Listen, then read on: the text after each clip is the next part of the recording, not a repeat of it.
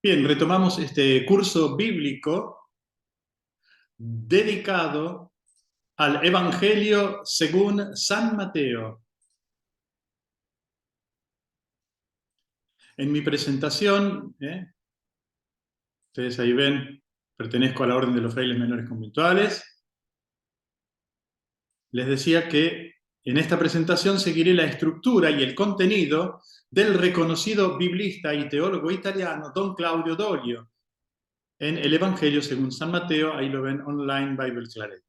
La traducción al español y la adaptación me pertenecen. Y hoy vamos a ver el discurso eclesiástico, así llamado eclesiástico, o discurso de la comunidad eclesial, que encontramos en el capítulo 18 del Evangelio según San Mateo. El contenido entonces va a ser el siguiente. Vamos a comenzar con ese fragmento del capítulo 16, que es la confesión de fe de Pedro, Mateo 16, 13 al 17. Vamos a continuar con los versículos siguientes, 18 al 19, del mismo capítulo 16, el anuncio de la construcción de la iglesia.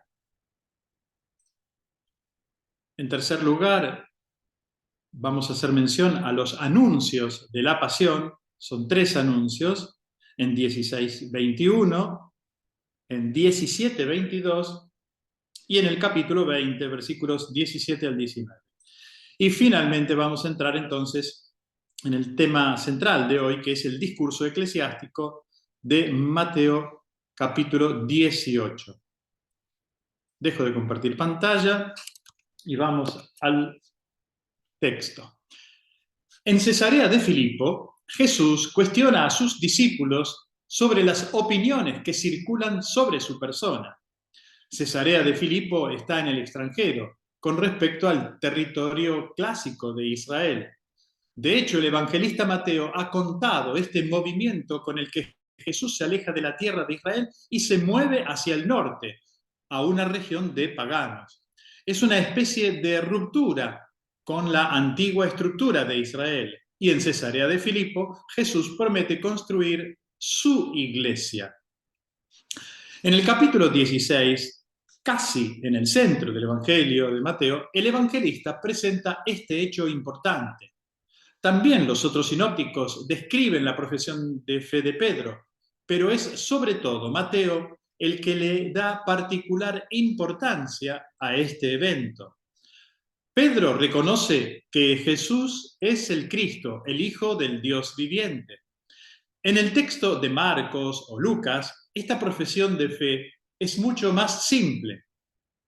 Solo hace referencia a la mesianidad de Jesús. Tú eres el Mesías, tú eres el Cristo, dicen, nada más.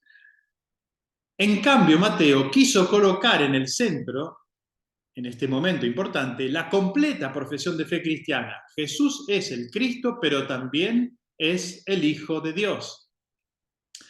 El primer título es funcional, hace referencia a la función mesiánica que Jesús está llamado a realizar. Pero es el segundo título, más importante, el que hace referencia a su esencia, a su naturaleza como Hijo de Dios. Pedro reconoce plenamente a esta persona de Cristo y Jesús le responde con una promesa. En primer lugar, con una bienaventuranza. Dichoso, feliz tú, Simón, hijo de Jonás, Bar Yona. Bar es una expresión aramea que significa hijo, hijo de Jonás. Lo llama por su nombre y apellido para identificarlo bien. Feliz de ti, porque esto no te lo ha revelado ni la carne ni la sangre, sino mi Padre que está en el cielo. La carne y la sangre es la típica expresión semítica para indicar a la persona en su debilidad natural en cuanto criatura. Con ello quiere decirle, no son tus fuerzas naturales las que te han permitido comprender quién soy. Solo el Padre conoce al Hijo. Jesús ya lo había dicho y Mateo lo ha retomado con especial énfasis. Solo el Padre conoce realmente quién es Jesús. Y por tanto, el conocimiento que Pedro tiene no es el resultado de su intuición o habilidad, sino un verdadero regalo. Es el Padre Celestial quien se lo reveló. Y este revelar es el verbo del Apocalipsis, del griego, que no significa catástrofe, sino revelación. Este es el Apocalipsis a Pedro, la revelación a Pedro. Dios ha revelado a Pedro quién es Jesús, le abrió los ojos, le concedió el regalo de la revelación. Dichoso tú, Simón.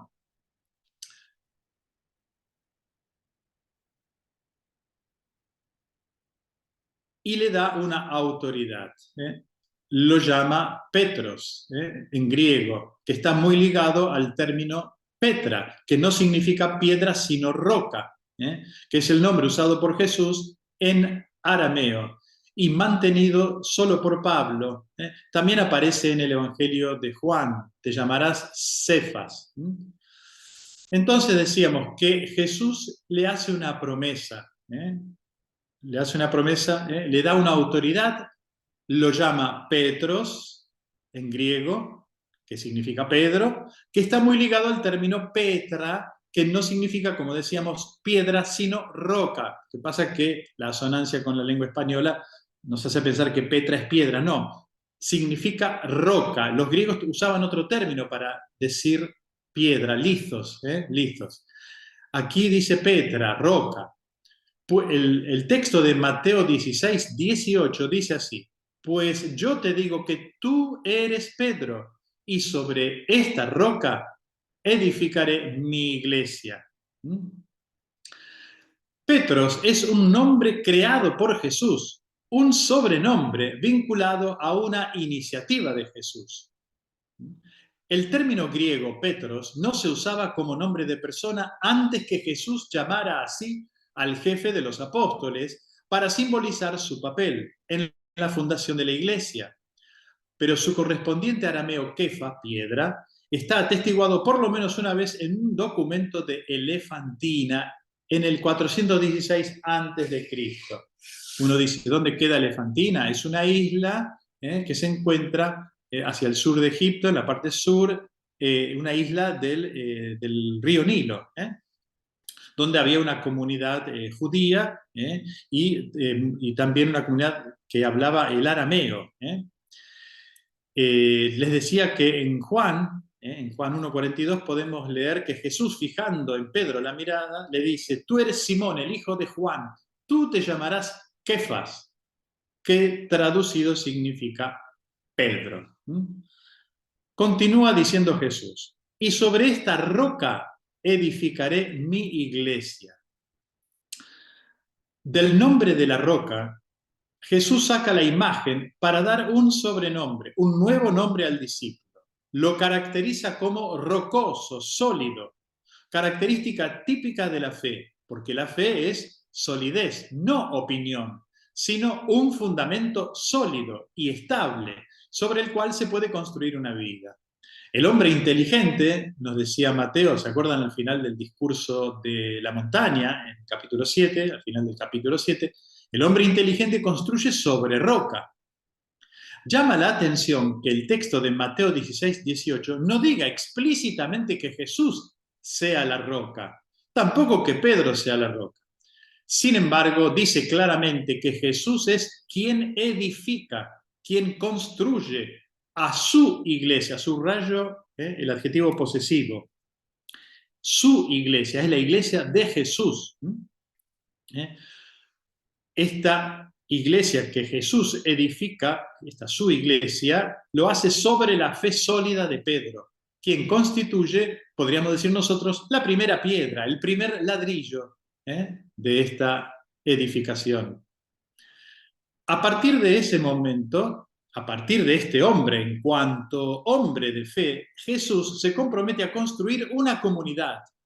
La imagen del edificio espiritual es importante. Recuerda la construcción del templo, el nuevo templo, que es una comunidad, no un edificio material, sino un grupo de personas. La palabra iglesia no es para nada común en los evangelios, contrariamente a lo que podemos llegar a pensar nosotros, ¿no? Aparece muy poco, solo 3 veces en Mateo, y aquí por primera vez, en 16-18. Con el adjetivo posesivo, Jesús la llama mi iglesia. La palabra eclesia, que corresponde al hebreo kahal, indica la asamblea, una reunión de personas, un conjunto de gente. Su iglesia es su comunidad. En la antigüedad existía la tradición de la asamblea cultural de Israel. El libro de los Números, por ejemplo, la menciona insistentemente. En una época más cercana a Jesús, existía la asamblea o la gran asamblea de los Hasidim, el ambiente que correspondía a un movimiento espiritual de estas personas, especialmente devotas y leales. Jesús propone su iglesia, su comunidad, que se construirá con el tiempo. De hecho, aparece el verbo en futuro. Y promete que las puertas del infierno, en el texto griego dice Hades o Hades, corresponde al hebreo Sheol, las puertas del infierno no prevalecerán sobre ella. Otros traducen, y el poder de la muerte no prevalecerá contra ella.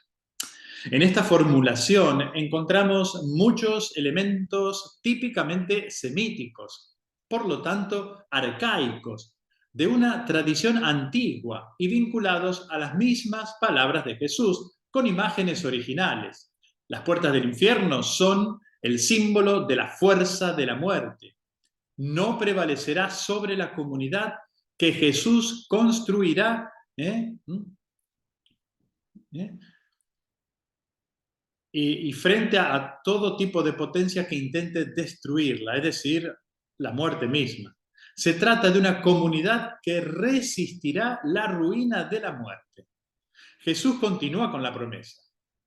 A ti, Pedro, te daré las llaves del reino de los cielos. Mateo 16-19, estamos leyendo. Entregar las llaves es un gesto simbólico que significa dar la investidura de mayordomo, en el sentido de superior de la casa, del responsable de la comunidad. Pero aquí no es simplemente responsable del grupo, sino del reino de los cielos. El reino que ha venido a inaugurar Jesús es confiado a Pedro como administrador. Por eso sigue diciendo: todo lo que ates en la tierra quedará atado en el cielo. Lo que desates en la tierra quedará desatado en el cielo. Ahora, como ustedes ven, utiliza otra imagen. No son las llaves las que atan o desatan. Para continuar el discurso era necesario usar la imagen del abrir y cerrar. Se agrega otra formulación típicamente judía, vinculada al ambiente de los maestros de la ley. Atar y desatar tiene un doble significado. Por un lado indica la interpretación de una norma. Un maestro ata y otro maestro desata, en el sentido de que estas dos autoridades interpretan diciendo qué se puede hacer o qué no se puede hacer, qué es lícito o qué no es lícito. Atar y desatar, en el lenguaje jurídico de aquel tiempo, significaba entonces interpretar una norma. A Pedro se le da esta autoridad interpretativa del Evangelio. El segundo sentido es el más eclesial. Atar y desatar significa acoger o excluir, admitir dentro del grupo o enviarlo fuera, reconocer quién pertenece a la iglesia de Jesús. Por lo tanto, Pedro se convierte en autoridad sobre la comunidad, sobre la identidad y la posibilidad de preservar la identidad a lo largo del tiempo, manteniendo la fidelidad a Jesús, el Señor. Estas palabras de promesa a Pedro son exclusivas del primer evangelista. Mateo demuestra un apego particular a estas tradiciones y el papel de Pedro como roca de fundamento de la comunidad que se está construyendo. Inmediatamente después de este momento de confesión de la fe y del anuncio de la construcción de la iglesia, comienza la serie dolorosa de los anuncios de la pasión. En este caso, Mateo sigue el esquema tradicional, documentado sobre todo por Marcos. La pasión se anuncia en 3 momentos, 3 veces, de manera sucesiva, en Mateo 16:21, 17:22 y 20:17 al 19. Jesús les dice a los discípulos que irá a Jerusalén y les revela que el final será trágico, pero también anuncia el momento glorioso final de la resurrección. Así llegamos al capítulo 18, en el que el evangelista Mateo ha recogido una serie de logia, ya saben que logia son los dichos o sentencias de Jesús sobre la vida eclesial. Como ya lo ha hecho para otros discursos, también en este caso el evangelista es un compilador que ha reunido elementos de la tradición, los ha tomado de la fuente Q, esa colección hipotética de dichos que están presentes en Mateo y en Lucas, o también de otras fuentes de su conocimiento, desconocidas para nosotros, y ha compilado un discurso sobre la vida dentro de la comunidad cristiana.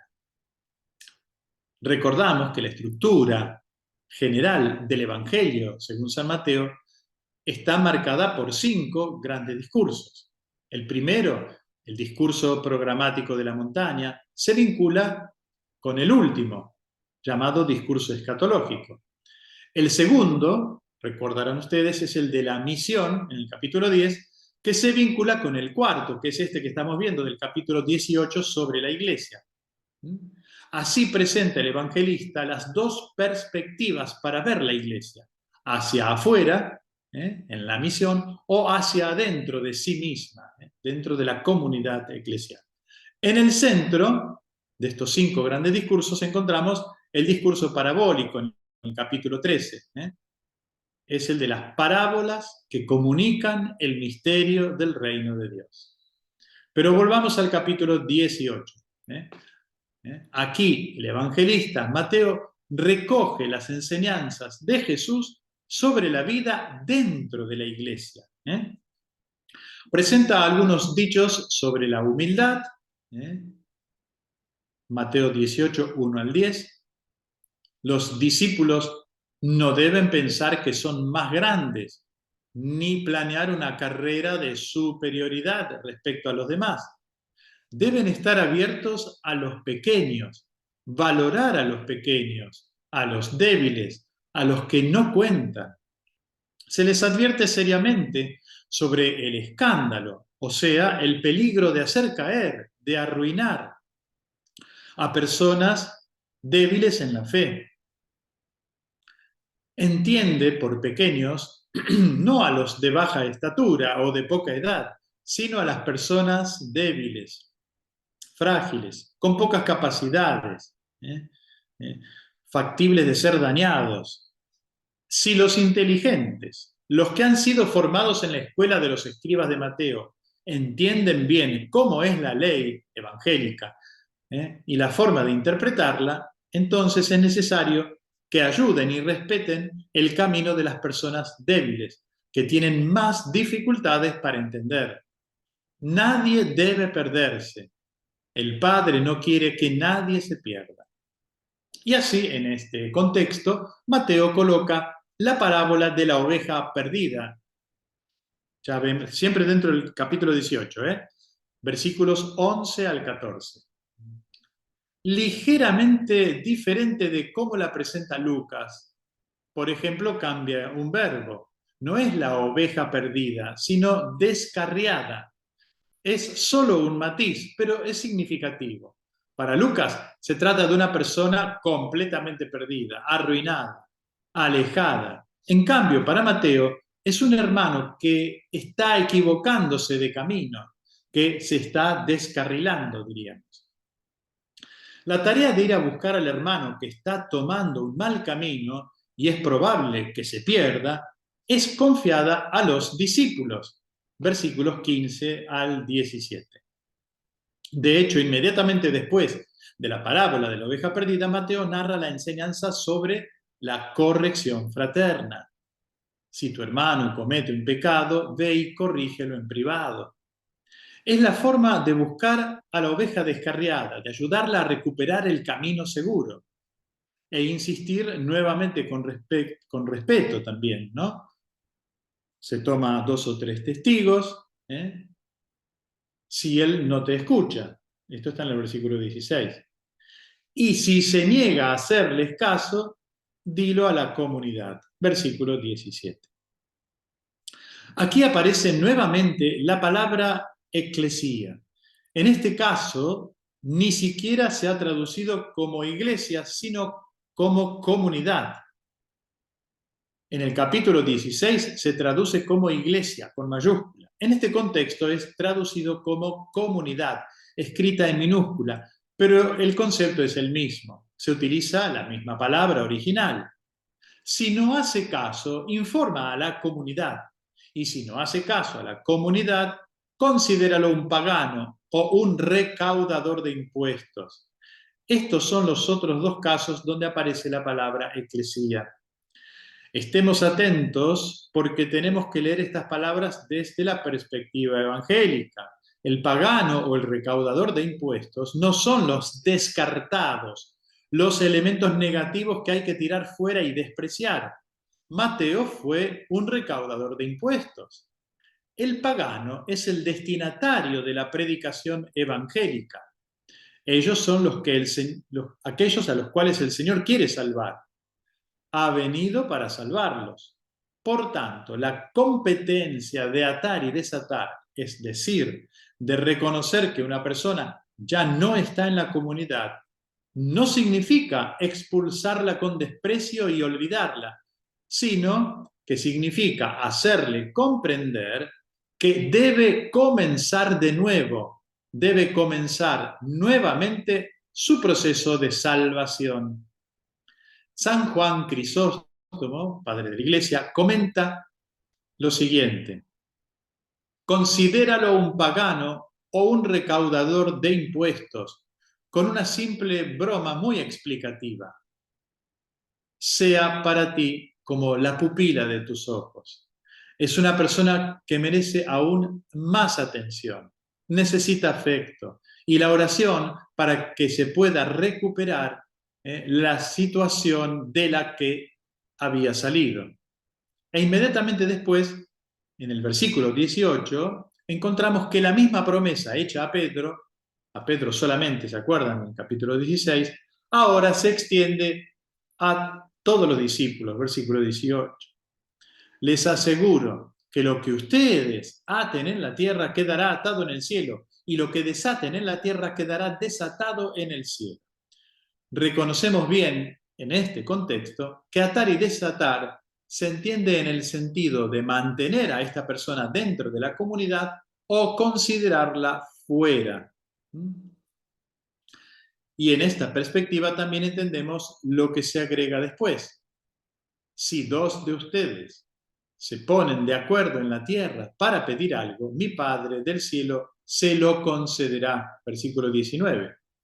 Pedir algo juntos, de manera sinfónica, es la forma de construir la comunidad. Lo que se pide viene sugerido en el logion precedente: la conversión del pecador, la posibilidad de que el que se ha alejado sea nuevamente reincorporado. Si hay consenso firme, si la comunidad vive de manera sinfónica, con un solo corazón, entonces la oración es capaz de acercar a los demás y de hacer volver a los distantes para que regresen a la comunidad.